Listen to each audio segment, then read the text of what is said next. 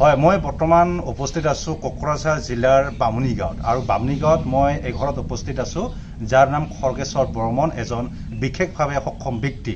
আৰু এই খৰ্গেশ্বৰ বৰ্মনে যি বিশেষভাৱে সক্ষম ব্যক্তিগৰাকীয়ে যোৱা BTC নিৰ্বাচনত ৰাজ্যৰ মুখ্যমন্ত্ৰী ডক্টৰ হিমন্ত বিশ্ব শৰ্মাক কিছু লগ কৰি আচলতে যিহেতু তেখেত বিশেষভাৱে সক্ষম কিছু সহায় কৰাৰ কাৰণে মুখ্যমন্ত্ৰীগৰাকীক তেখেতে সাক্ষাৎ কৰিছিল আৰু সাক্ষাৎ কৰাৰ মতে মুখ্যমন্ত্ৰীগৰাকীয়ে তেখেতক প্ৰতিশ্ৰুতি দিছিল। কিন্তু সেই প্ৰতিশ্ৰুতি কিন্তু আজিলৈকে পূৰণ নহ'ল বুলি ইতিমধ্যে অভিযোগ উত্থাপিত হৈছে এইখন ঘৰৰ পৰিয়ালৰ পৰা। যিহেতু বিশেষভাৱে সক্ষম ব্যক্তিগৰাকী আছে, মই তেখেতৰ সৈতে কিছু কথা পাতিম। ভাইটি, তোমাৰ নামখিনি কৈ দিয়া। নমস্কাৰ, মোৰ নাম খৰ্গেশ্বৰ বৰ্মন। মোৰ বাবাৰ নাম শ্ৰী দয়াৰাম বৰ্মন, দেউতা মা জয়ন্তী বৰ্মন। তো মই যোৱা BTC ইলেকশ্যনত আমাৰ মুখ্যমন্ত্ৰী মামাক লগ কৰিছিলোঁ। লগ কৰি পেলাই মই কৈছিলোঁ যে মামা, মোৰ এনেকুৱা অসুবিধা হৈ আছে, মানে মোৰ চলাত বহুত অসুবিধা হৈছে, মই একেবাৰে দুখীয়া হৈ গৈছোঁ, মানে টকা পইচাৰ অভাৱ, কেনেকৈ চলোঁ, কাম চাম একো নাই, মই কামো কৰিব নোৱাৰোঁ, মই একদম 100% হেণ্ডিকেপে হয়, কোনোৰকম খালি বাট কিবা কৰি খোজকাঢ়ি বেৰাওঁ বা এনেকৈ চলোঁ, যিকোনো মতে মানুহ কাম চাম নলয়। তো গতিকে মোক অলপ কিবা সহায় দিলে ভাল হ'লে হয়, এনেকৈ কৈছিলোঁ আৰু কি। মানে তেতিয়া মোক মোমাই কৈছিলে যে ঠিক আছে, মই তোমাক সহায় কৰিম, তো তুমি কাগজ আনিছেনে অনা নাই, এনেকৈ কৈছিলে কি। মইতো কৈছিলোঁ মোমা, মইতো কাগজ অনা নাই, আজি ফাৰ্ষ্ট লগ কৰিলোঁ তিতাকুৰিত গ্ৰীণফিল্ডত, কাগজটো মই অনা নাই, পাহৰি আহিছোঁ। কয় ঠিক আছে, যদি অনা নাই তেনেহ'লে নেক্সট সময়ত আৰু আহিলে দিব কাগজখন, মই আহি যাম না আকৌ কোকৰাঝাৰত, তেতিয়া লগ কৰিবি। তেতিয়াতো কালিপুখুৰীত আহি পেলাই এই ইলেকশ্যনৰ সময়তে আহিছে, কালিপুখুৰীত আহিছে কেম্পিং কৰিব। তাতে কালিপুখুৰীত মই কাগজখন লৈ গৈ মানে তাৰ হাতত দিলোঁ, মানে এনেকুৱা ৰ'দত থিয় দি পেলাই আছিলোঁ। তাত লগ কৰিলোঁ, লগ কৰি ক'লোঁ যে মামা, এই যে কাগজটো লৈ আহিছোঁ। কয় বাবা দে, ঠিক আছে, লৈ আহা আনিছা, ভালে কৰিছা, তাত দিব পৰা নাই, এতিয়া লৈ আহিছে, ভালে হৈছে, দিয়ক দে, মই কামটো কৰি দিম দে, চিন্তা নকৰিবি।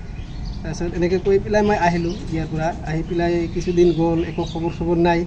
পিছত আকৌ বিশ্বকৰ্মাৰ পিছত আমাৰ বেলচা বাজাৰত আহিলে।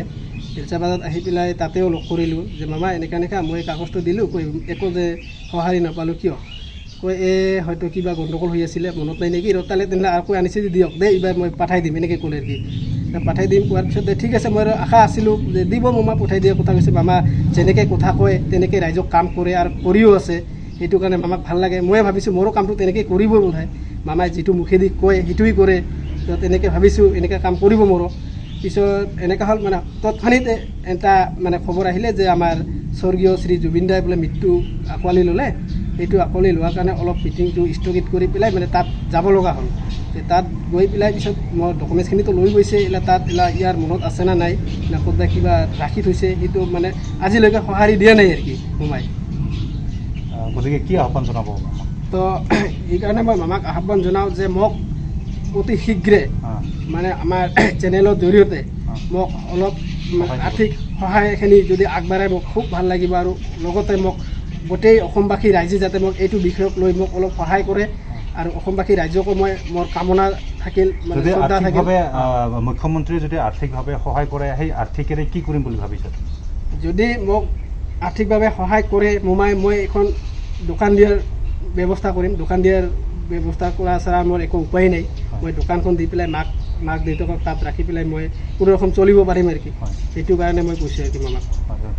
মাতৃগৰাকী আছে, মই তেখেতৰ সেই কথা আপোনাৰ একমাত্ৰ ল'ৰা, তেখেতৰ বিশেষভাৱে সক্ষম, মুখ্যমন্ত্ৰীয়ে যিখিনি প্ৰতিশ্ৰুতি দিছে সেইখিনি সহায় কৰিব লাগে বুলি কি ক'ব? আমাৰ মামাৰ কাছে কি কামনা, যাতে ল'ৰাটোক মোৰখিনিত সহায় কৰে, কিবা যদি চলি খাব পাৰে।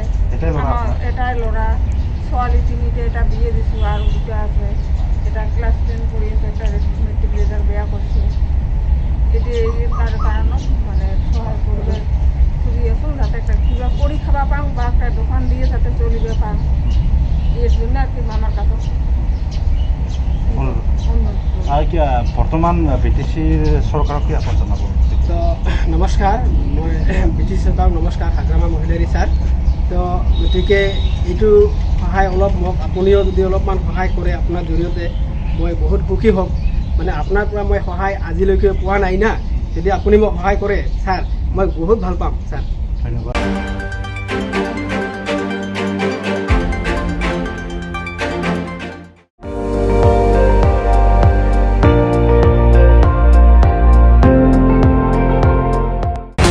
আপুনি চাই আছে ND24 সৰ্বশ্ৰেষ্ঠ নহয় সৰ্বোত্তমৰ দৌৰত।